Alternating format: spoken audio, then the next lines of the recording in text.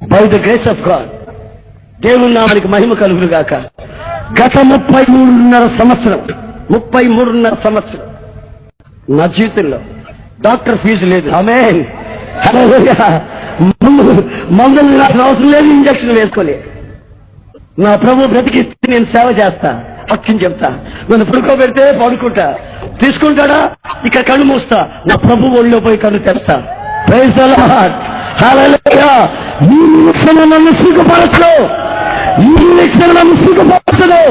ఇక్కడ కళ్ళు మూస్తే ఆయన ఒళ్ళపై కళ్ళు తెరుస్తాను. ఆరోగ్యం ఆయన చేతిలో ఉంది. హాస్పిటల్కి వెళ్ళిన వాళ్ళు ఎవరు చూడలేదా?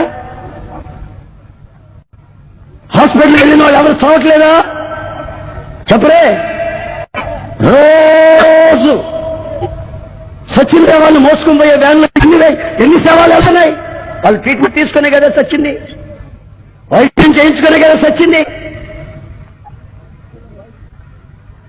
మనుష్యుల వైద్యం కంటే దేవుని వాక్యం నీ జీవితానికి వైద్యం, ఔషధం.